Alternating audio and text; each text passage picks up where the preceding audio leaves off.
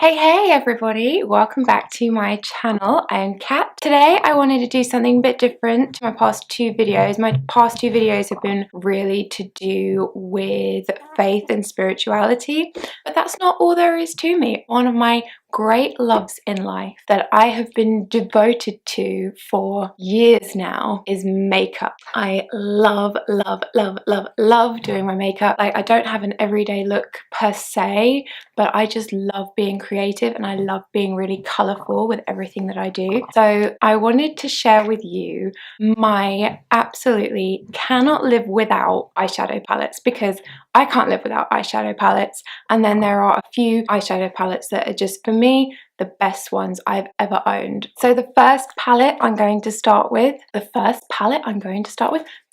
palette on my list, which I think is a staple, everybody at some point I think has owned this, and it was sort of that palette that really started off the craze for owning makeup palettes, and I think it became kind of like a cult item, and that is the Urban Decay Naked one, the original one.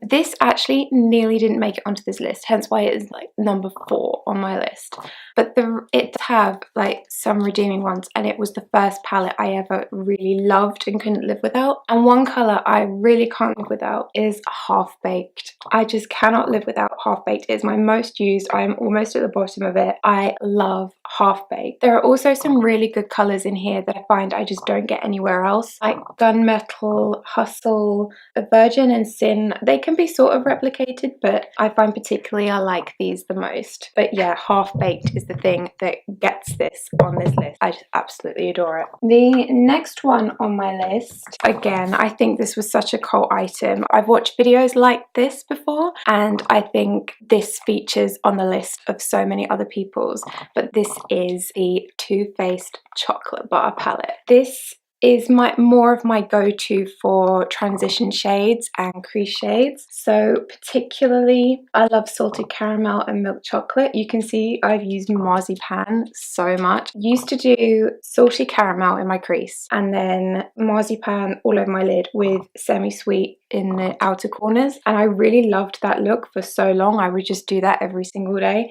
I would just go all out on the Marzipan glitter. Other things I really loved is Triple Fudge. I will use that as my liner, or if I'm doing a really deep red look. I absolutely love having Triple Fudge in my outer corners or as kind of makeshift eyeliner. I adore it. Also, Champagne Truffle is my ultimate highlight shade. I'm actually wearing it on my cheeks and in my inner corners today. It just does so well. White Chocolate also is my most used base shade. There are a couple of colours in here that I just don't use though, which is why it's at number 3, and that is Cherry Cordial. I think sometimes the formula is a bit different with different eyeshadows, and Cherry Cordial, I've just never been able to get any kick up on it. It just never comes off on the brush. I have to like scrape it off and then use that. Amaretto and Candied Violet, because I like really pigmented colours and I don't find them very pigmented, same with Forest Truffle. But the rest of the palette I just absolutely adore, and that is number 3. Next on my list, my number 2 is the one that is all over my eyes today. I'm wearing so many colours from this palette today, as you can probably tell. I've got a freaking rainbow on my eyes. I love it. But I use this all the time for even just like a pop of colour, or to use like themes. And this is the Urban Decay Full Spectrum. When I saw this on their website, I was so happy.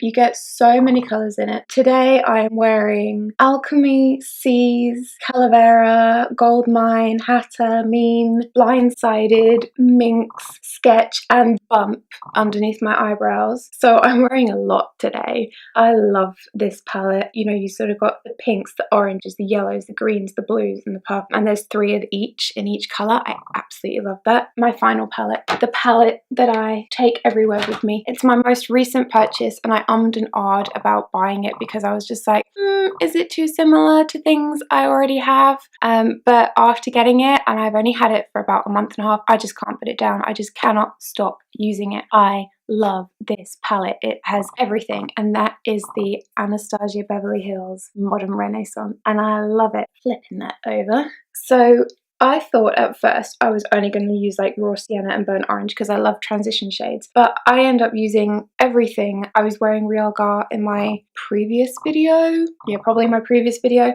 So I find golden ochre, raw sienna, burnt orange, and warm taupe, and buon fresco. Actually, that is a really interesting crease shade. They're the ones that I use as my crease shades. They're the ones that I will use for every single transition. This is more than that because you've got the red ochre, the Venetian red, love letter, Real Gar, cypress umber, plus you've got primavera and vermeer, which are really highlighty shades, and tempera is so good for base and for highlighting under the eyebrows. I just love it. Oh, Antique Bronze is one I didn't think I would ever use, and I actually use it so often. I love these for really interesting colours, and then Cypress Umber is so good. It's not as dark as Triple Fudge is in the Too Faced Chocolate Bar palette, but it's still really good for liner or for really deepening the outer corners, or for the under eyes. I really love using it on the under eyes. This is a palette I could happily use it on its own. That's the reason why it's my top one, whereas the Urban Decay palette, I do need another palette to do the transition shades. So that's why